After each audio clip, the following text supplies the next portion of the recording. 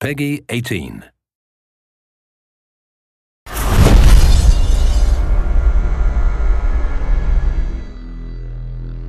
Dishonored, for me, first of all, represents adding a new fictional place on the map of important non-existing cities. I draw and I paint, and I was an industrial designer, so technically I was formed to reproduce things that don't exist in a very realistic way. And my tools are mainly light, architecture, and composition. So science fiction cities are my specialty. Industrial designers are again formed and trained to create things that don't exist and to make them appealing. And industrial design in itself is fiction. I specialized in advanced prototypes for non-existing cars, which are absolutely dream objects. And that's why the training is very useful. And historically, people like Sid Mead, who's designed Blade Runner, was an industrial designer, and he had the attention to detail and to craftsmanship to make up a world and make it very believable. So it's a very obvious relationship between science fiction and industrial design. So in Dishonored, you play a supernatural assassin in a steampunk city called Dunwall. And the game has what I would describe as a non-photorealistic art style, led by Sebastian Maton and Victor Antonov. When we first started the project, Raph and I kept saying, this is London 1666. It was the last year of the plague and the year of the Great Fire. The city of London at that point is pivotal to the world and pivotal to history. The early creative influences were historical architectural pictures of London and maps of London. Start with a location. Where is this taking place? All kinds of representations from different artists, painters, photographers, and filmmakers. As a visual designer, Victor works kind of like a historian. He really proceeds with what-ifs scenarios. So, okay, what if instead there was this event happen in history? We looked at specific rooftops, specific smokestacks, and facade ornaments that were very specific only to London and to no other city. When the first design come back is that it looks very real, even though it's not, but it's kind of believable because our brain kind of processes it in a way which just looks like, oh wow, that looks like a place that could exist. And that's why I think his methodology is so powerful to people. On a étudié en gros les fogs, la nuit, la pluie, les skies qui sont très bas en fait et qui pèsent sur l'expérience du joueur. C'était vraiment une approche qu'on avait de ne pas faire un jeu où il fait soleil, très beau. C'est comment infiltrer la lumière, donc c'est tout ce qu'on a étudié en allant à Londres. Et ensuite pour le retranscrire dans le jeu, il a fallu faire un petit peu de développement technique pour essayer de modifier la façon dont réagit la lumière avec les éléments du jeu vidéo, c'est-à-dire dans le brouillard, si on peut faire des haze et faire bloomer nos lights. C'est un bon setup pour un jeu vidéo et c'est une ville qui comporte une rivière, donc c'était très important pour nous, pour les missions qu'on fait dans notre jeu. En fait, on n'a pas l'approche classique du jeu vidéo. On a vraiment voulu revenir à des bases classiques d'art pur, c'est-à-dire les références qu'on a, elles n'ont rien à voir avec... on ne fait pas de recherche sur Google, on ne cherche pas à faire de choses génériques, on veut vraiment créer quelque chose d'unique.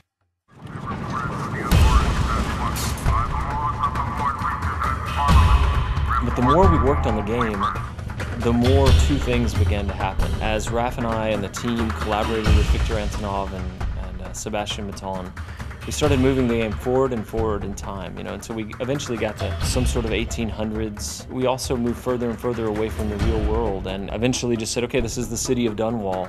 We were somewhere in this time period where there's a lot of technology, but there's a lot of mechanical technology going on. So we based everything on suspension, steam, and basic fuel. We wanted to bring some rock and roll into that and some modern elements.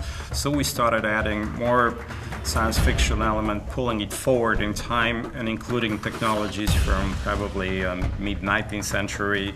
So this was just one foundation, one layer. Up on this layer we built what happened to the city 30 years later, 70 years later, etc. Technology and the machines in Dishonored have a specific narrative function. They tell the story of the ruler of the country who has a flair for industrial design and progress. So he's building bridges and buildings and fences and devices to modernize the city and to crush and oppress people as well.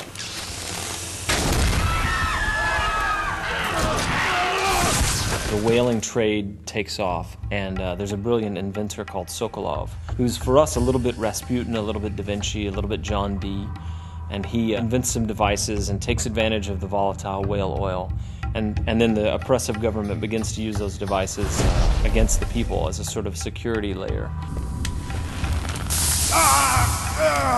The whale oil industry in Dishonored is manifested and represented through visual elements and design elements like ships and boats. And all that suggests that the world is bigger than the city, and you have an ocean, and you have foreign different lands, and maybe colonies. So you have these mysterious ships bringing these strange animals because they're not regular whales, they're Dunwall whales. So you see them through harbors and rivers and through the coast, and the whale ships expand the scope of the city. The characters and the character design in Dishonored are no different than the architectural design on the design of the light. We wanted to get into the identity of these characters. We looked into British morphology. How are the eyes set? How's the nose? How's the skin? Play with the grotesque and with the beautiful, and we stylized this into a variety of very real faces that have a backstory and a meaning to them. On a travaillé avec des gens un peu à travers toute l'Europe et qui étaient vraiment des spécialistes en fait de l'anatomie pour essayer de ne pas perdre l'intention qu'on avait mis dans les visuels au départ. Et on a pris des gens qui étaient spécialisés par exemple dans les silhouettes et dans les vêtements, dans la découpe des plis, la façon dont travaille un jean ou un pantalon. On ne voulait pas justement que ça ressemble à des personnages de jeux vidéo avec des jambes en tube et quelques polygones pour donner de l'effet ou juste des shaders. C'est-à-dire qu'on vraiment travaille la silhouette, c'est-à-dire que nos personnages, on a une approche de loin parce que c'est un jeu de combat, donc on détecte les personnages de loin. Et on a besoin aussi d'avoir un fort caractère quand ils sont très près. Ce qui rend vraiment les personnages de Dishonored uniques, c'est le fait qu'on a voulu les typer dès le début. En fait, on est parti dans cette stylisation. Et par exemple, au niveau des proportions, si je repense au City Guard, en fait, qui est un combattant, on n'a pas hésité à lui grossir les mains, à réduire sa boîte crânienne, pour vraiment qu'il ait le physique qui reflète ce qu'il fait dans le jeu.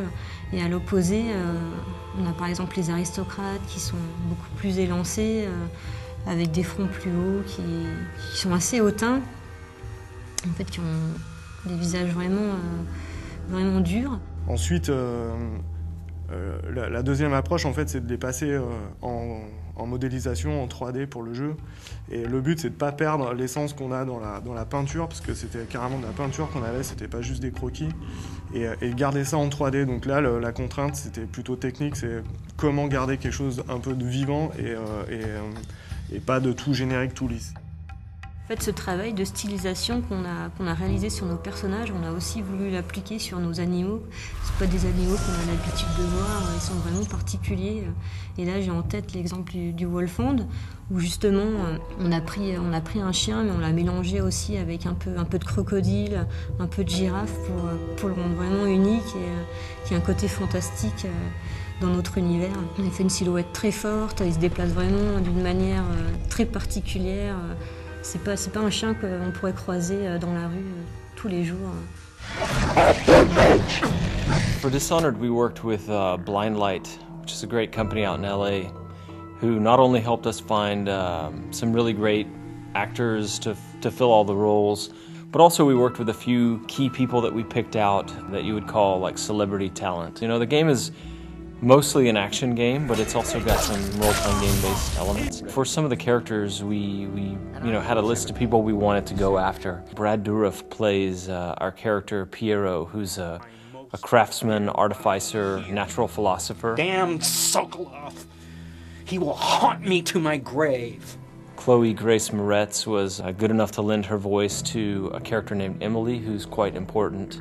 I love getting in the booth and just kind of playing with the different voices and sounds and stuff you can make, and trying to really get the acting through onto the video game. Susan Sarandon, I'm older, so I'm a big fan of hers from even as far back as the Rocky Horror Picture Show days. And she plays an interesting character that I don't want to say too much about right now. So those guys bring their own ideas to what the character's feeling and the intensity. And so just talking purely in narrative terms, I think the voice actors add a level of polish and help the player just sort of like empathize with what's going on.